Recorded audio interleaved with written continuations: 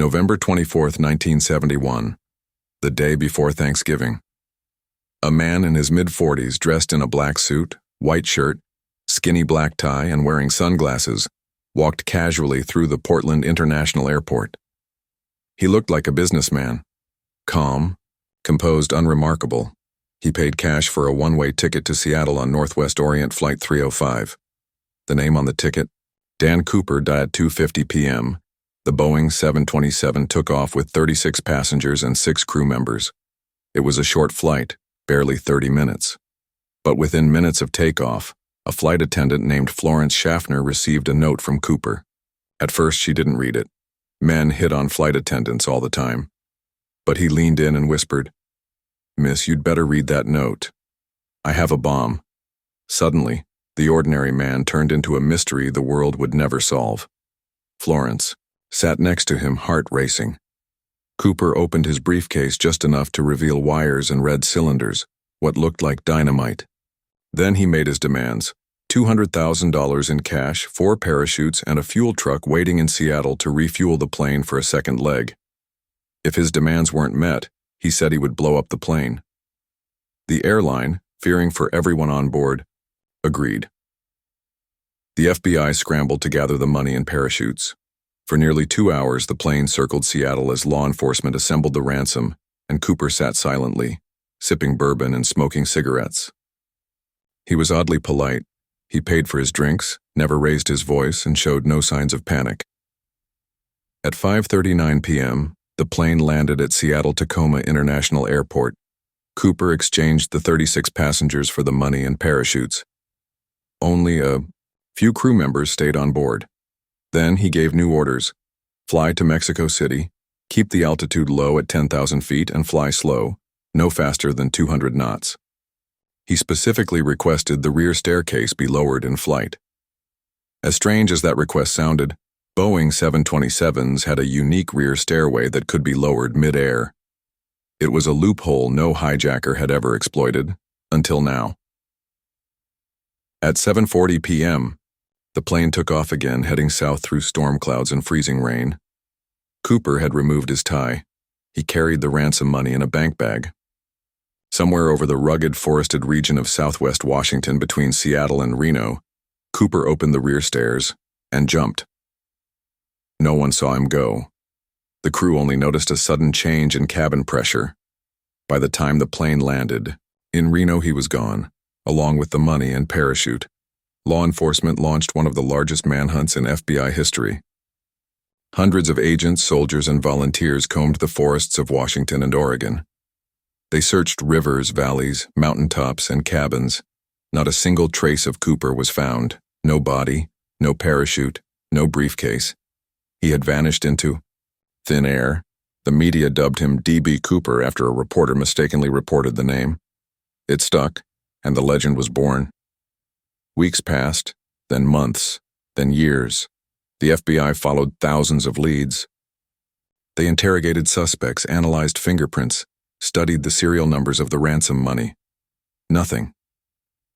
Cooper had pulled off the perfect crime, with style.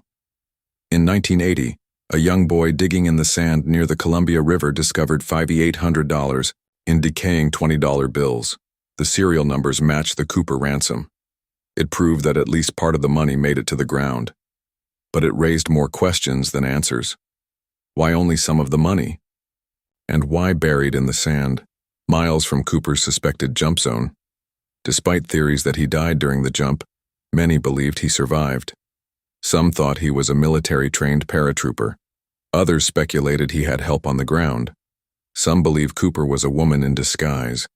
Over time, the case became more myth than mystery, fueling books, documentaries, and even Hollywood films. But what made this case so unforgettable wasn't just the crime. It was the attitude. Cooper never hurt anyone. He was calm, intelligent, almost charming. A criminal, yes, but one that somehow became an anti-hero in the eyes of the public. He represented rebellion, coolness, and precision. To this day, no one knows who D.B. Cooper really was. His identity remains America's greatest unsolved mystery, and somewhere, maybe out there, he's still watching. The moment D.B. Cooper disappeared into the stormy skies of Washington state, he triggered one of the longest and most baffling investigations in American history. A man had just hijacked a commercial airplane, collected $200,000 in ransom, and parachuted into the wilderness when with no trace left behind. It wasn't just a crime, it was a vanishing act that defied logic. The FBI immediately launched what they called NORJAC, short for Northwest Hijacking. Dozens of agents were deployed on the ground. Helicopters searched the suspected drop zone. Paratroopers and local police scoured dense forests, rivers, and mountains. But Cooper had seemingly disappeared off the face of the earth. No body, no parachute, no gear, not even a boot print. With no physical evidence, the investigation turned to the money. Every single $20 bill had been recorded with its serial number. The FBI sent lists of those numbers to casinos, banks, airports, and law enforcement agencies around the country. Over time, not a single bill turned up, until 9 years later. In 1980, a young boy named Brian Ingram was digging in the sand along the Columbia River when he found a bundle of decaying cash wrapped in rubber bands. The serial numbers matched the D.B. Cooper ransom money. It was $5,800, partially buried and degraded by time.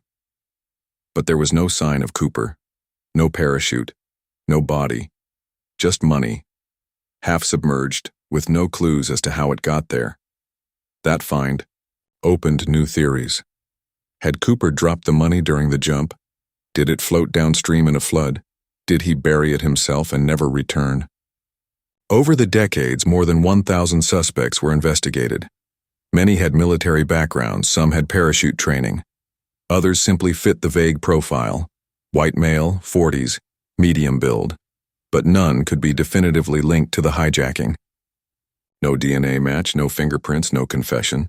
Some suspects stood out. Richard McCoy, a Vietnam vet who committed a similar hijacking 5 months later, was often considered a top possibility. But his differences in behavior, appearance, and eventual capture led many to dismiss the connection. Others included Kenneth Christiansen, a former airline employee, and Robert Rackstraw, an ex-military pilot who left a trail of suspicious clues. Yet none could be proven. Even with advancements in forensics, the case refused to crack. In 2001, the FBI recovered a partial DNA profile from Cooper's tie which he left on the plane. But it was inconclusive. No match. Cooper had managed to leave behind just enough to intrigue investigators, but not enough to identify him. By now, the mystery had become bigger than the man himself. D.B. Cooper wasn't just a suspect. He was a legend, a symbol of rebellion, daring, and defiance. Unlike most criminals, Cooper's cool-headed behavior and non-violent tactics made him a folk hero to some. He didn't harm anyone. He didn't curse or shout. He smoked, sipped bourbon, gave precise instructions, and vanished into the night like a ghost. Over time, the media transformed him from a fugitive into an icon. His story inspired movies, books, songs, and even comic books. Conventions were held in his honor. Merch was sold. The FBI, however, wasn't amused. For over 45 years, agents kept chasing ghosts. Until finally, in 2016, the FBI officially closed the case. They announced they were no longer actively investigating. D.B. Cooper was now a cold case. Officially, unsolved. But the fascination never ended. Even today, amateur sleuths, internet detectives, and ex-agents continue to search for clues. They pore over maps, decode old documents, and re-examine FBI files, hoping to solve the puzzle. Theories range from Cooper dying during the jump, to him living quietly under a new identity, to him watching his own myth grow from the shadows. Some even believe Cooper was a trained government agent or part of an internal operation gone wrong, fueling endless conspiracy theories. Was the money ever laundered? Was there a second accomplice?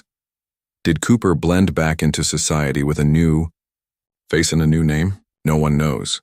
That's what makes the D.B. Cooper mystery so timeless. It's not just about the crime. It's about how one man outsmarted the system, disappeared into thin air, and left behind a trail of silence.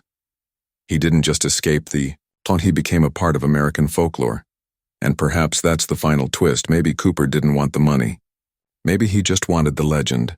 If you enjoyed this breakdown of the D.B. Cooper case, hit that like button, subscribe to the channel, and share this video with your fellow mystery lovers. We've got more chilling, unsolved stories on the way, and you won't want to miss a single one.